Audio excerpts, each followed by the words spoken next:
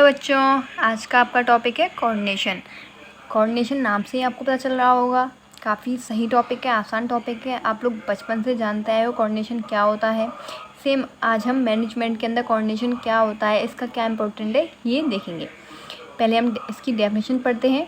Coordination is the process by which activities of different departments are synchronised to ensure unity of action. इसको मैं बाद में बताती हूँ, पहले मैं आपको बताती हूँ। भाई एक बात बताओ, आप लोग गेम्स तो खेलते ही होंगे। गेम्स के अंदर कोऑर्डिनेशन की क्या इंपॉर्टेंस होती है, आप लोगों को मुझसे बेहतर ही पता होगा। अब अगर मान लो आप क्रिकेट खेल रहे हो, तो क्रिकेट के अंदर आपको कोऑर्डिनेशन की कितनी ज़रूरत होती है। अगर सिर्फ बैट्समैन के खेलने से आप अपना स्कोर थोड़ा नहीं कवर कर सकते, भाई बॉलर की भी तो वहाँ पे इतनी ही इम्पोर्टेंस होती है। अगर बॉलर बॉलिंग ही ना करे अच्छी, तो क्या आप मैच जीत लोगे? नहीं जीत पाओगे ना। फील्डर फील्डिंग ही नहीं अच्छी करेंगे, तो क्या आप मैच जीत सकते हो? नहीं जीत सकते ना।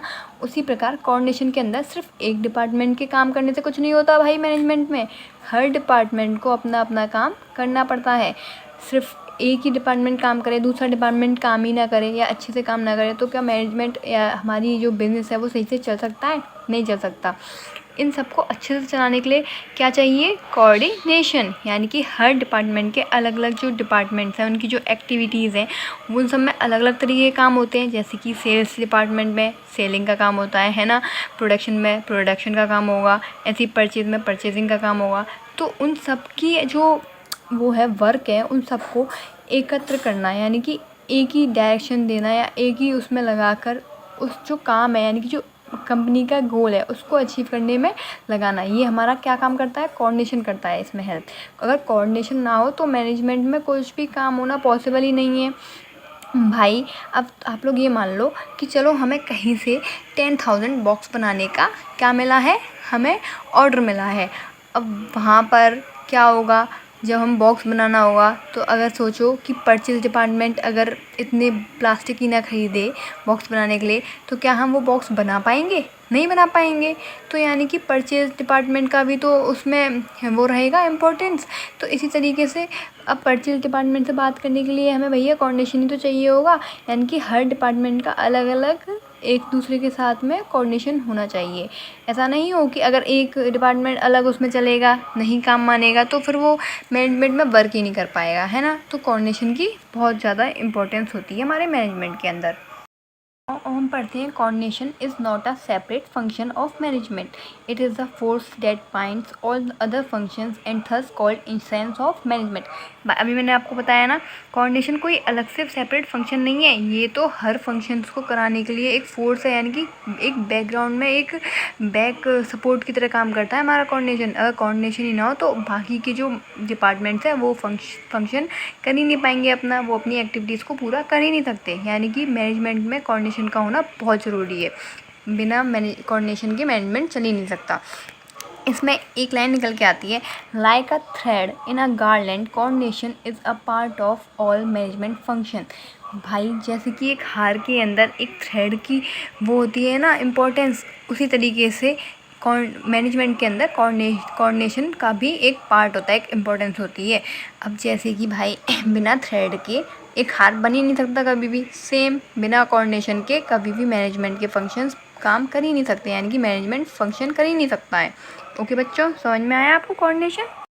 नाउ बच्चों, हम पढ़ेंगे फीचर्स ऑफ कोऑर्डिनेशन, यानी कि कोऑर्डिनेशन के क्या फीचर्स होते हैं। पहला है कोऑर्डिनेशन इंटीग्रेट्स ग्रुप एफर्ट्स।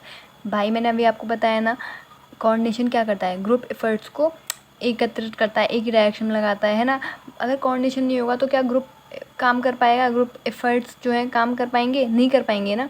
वो क्या करेगा? कोऑर्डिनेशन हर एक जो डिफरेंट डिपार्टमेंट्स है उन सबके काम को एकत्र करके एक ही डायरेक्शन में लगाता है। ये हमारा क्या काम करता है? कोऑर्डिनेशन काम करता है इस चीज़ को। ओके बच्चों, कोऑर्डिनेशन ही चेक करता है कि जो काम है वो परफॉर्मेंस है वो अकॉर्डिंग टू द प्लान हो रही है या नहीं हो रही है। हमारा क्या काम करता है? कोऑर्डिनेशन करता है।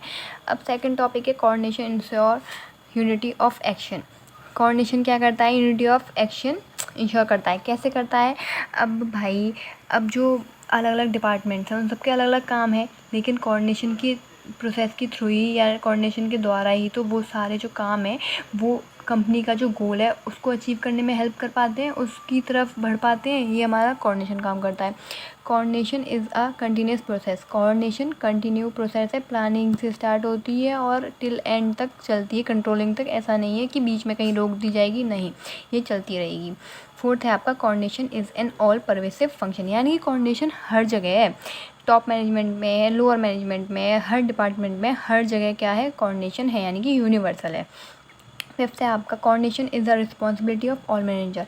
कोऑर्डिनेशन हर एक मैनेजर की रिस्पॉन्सिबिलिटी है, चाहे वो टॉप मैनेजमेंट हो या फिर आपका मिडिल हो या फिर आपका लास्ट यानी कि लोअर मैनेजमेंट हो, हर किसी की रिस्पॉन्सिबिलिटी है कोऑर्डिनेशन करना। अपर लेवल को नीचे वाले लेवल से कोऑर्डिनेशन करके रखना चाहिए, करना पड़ता है, और जो मिडल है उसको ऊपर नीचे दोनों से करना पड़ता है। सेम आपका जो लोअर है उसको वर्कमैन्स के साथ करना पड़ता है। तो यानी कोऑर्डिनेशन हर एक मैनेजर की रिस्पॉन्सिबिलिटी है। अगर वो नहीं करेंगे कोऑर्डिनेशन तो फिर क्या होगा भाई, जो ग्रुप्स है या जो डिपार्टमेंट्स है, ये सब वर्कर्स का कोई भी ढंग से काम नहीं कर पाएगा। Now the last is coordination is a deliberate function. Coordination यानी कि भाई वो अचानक से नहीं आता, कोऑर्डिनेशन ये चलता प्रोसेस है, ये सुविचारीय प्रोसेस है, यानी कि चलती ही रहती है। ऐसा नहीं है कि एकदम से कोऑर्डिनेशन आ जाएगा, नो। कोऑर्डिनेशन एक लॉन्ग टर्म प्रोसेस है, यानी कि चलती रहेगी। जैसे कि आपकी गेम्स में हमेशा से कोऑर्डिनेशन होता रहा है, सेम एज वेल मैनेजमेंट में भी हमारा कोऑर्डिनेशन होता रहता है। नाउ बच्चों हम लोग पढ़ेंगे need and importance of coordination, यानी कि कोऑर्डिनेशन की ज़रूरत ही क्यों है, आखिर कोऑर्डिनेशन की क्या आवश्यकता है। तो बच्चों इसके अंदर हम 3 टॉपिक पढ़ेंगे। पहला है आपका growth in size, second functional differentiation, third specialisation. अब चलो पहले मैं इस टॉपिक को समझाती हूँ आपको। ग्रोथ इन साइज, इसका मतलब क्या है भाई, अगर जैसे कि ऑर्गेनाइजेशन है वो बड़ी हो गई, काफ़ी बड़ी है ना, तो उसके अंदर क्या होगा, हमें कोऑर्डिनेशन की आवश्यकता पड़ेगी। कैसे पड़ेगी, हर डिपार्टमेंट के अलग अलग काम होंगे, हर वर्कर का अलग अलग काम होगा, कई सारे एम्प्लॉयज़ काम करेंगे एक साथ। अगर कोऑर्डिनेशन ही नहीं होगा उन लोगों में तो फिर वो एक साथ काम कैसे कर पाएंगे, वो काम ही नहीं कर पाएंगे। तो यानी कि हमें यहाँ पे कोऑर्डिनेशन की ज़रूरत पड़ेगी ना। अगर आपकी ऑर्गेनाइजेशन बड़ी होगी तो आपको ज़रूरत ज़रूर पड़ेगी कोऑर्डिनेशन की। स्मॉल में भी ज़रूरत पड़ती है, बट स्मॉल में ये है कि आप काम कर लेते हो फिर भी, बट लेकिन अगर आपकी ऑर्गेनाइजेशन बहुत बड़ी है तो आपके में कोऑर्डिनेशन होना चाहिए, क्योंकि छोटी छोटी जगहों पे नहीं तो फिर डिस्ट्रैक्शंस आने लग जाएंगे। सेकंड है आपका फंक्शनल डिफरेंशिएशन। अब ऑर्गेनाइजेशन बड़ी है तो हर डिपार्टमेंट का अलग अलग काम है। अब जब जैसे कि आपका सेल्स का अलग काम है, प्रोडक्शन डिपार्टमेंट का अलग काम है ना, फाइनेंस का अलग काम है, परचेज डिपार्टमेंट का अलग काम है, सबका अलग अलग काम होता है। अब कोऑर्डिनेशन ही नहीं होगा तो फिर क्या होगा, उन सब के कामों में क्या आएगी, विघ्न आएगा। कैसे आएगा भाई, अब जैसे कि मान लो आपका सेल्स डिपार्टमेंट है, उसने आपको दे दिया कि चलो हम 20% डिस्काउंट प्रोवाइड करेंगे, उसने ही डिक्लेयर कर दिया। उसने फाइनेंस डिपार्टमेंट से पूछा ही नहीं कि हमारे पास इतना रेवेन्यू है या नहीं है, और उसने ये चीज़ डिक्लेयर कर दी। अब क्या भाई, आप वो डिस्काउंट दे पाएगी बिजनेस, नहीं दे पाएगा। क्यों नहीं दे पाएगा, क्योंकि उसके पास इतना रेवेन्यू है ही नहीं, तो वो कहाँ से दे पाएगा, कंपनी लॉस में जाएगी। तो ये क्या है, लेक ऑफ कोऑर्डिनेशन। अगर कोऑर्डिनेशन होता तो सेल्स डिपार्टमेंट फाइनेंस डिपार्टमेंट से बात करता, उसके बाद ही तो कोई फैसला लेके आता। तो यहाँ पे क्या होता है भाई, एक फंक्शनल डिफरेंशिएशन ना आए, इसलिए हमें कोऑर्डिनेशन की आवश्यकता होती है। Now the third point is specialisation.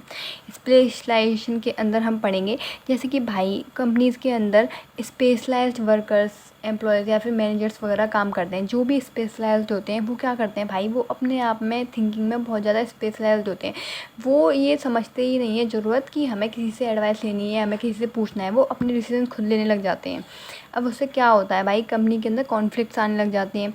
कैसे कॉन्फ्लिक्ट्स, अगर उन्होंने कोई भी डिसीजन ले दिया और वर्कर से नहीं बात करी या मैनेजर से नहीं बात करी, किसी से भी नहीं बात करी, तो भाई कंपनी को दिक्कत होगी ना। तो ये क्या हो गया, हमारा प्रॉब्लम हो गई। इसलिए हमें यहाँ पर भी कोऑर्डिनेशन चाहिए। अगर कोऑर्डिनेशन होगा तो फिर वो वर्कर से या कंपनी के टॉप मैनेजर से बात करेंगे, बात करने के बाद ही कोई फ़ैसला देंगे। तो उससे क्या होगा, कंपनी में सब कुछ सही सलामत चलता रहेगा। नाउ बच्चों, आज आपने पढ़ा what is coordination and then you study about features of coordination. अब लास्ट में आपने पढ़ा need and importance of coordination. I hope आपको वीडियो समझ में आई होगी। प्लीज़ बच्चों, अगर आपको वीडियो अच्छी लगे तो लाइक करें, शेयर करें, सब्सक्राइब करें, और बच्चों बैकग्राउंड साउंड को इग्नोर करें। Thank you for watching.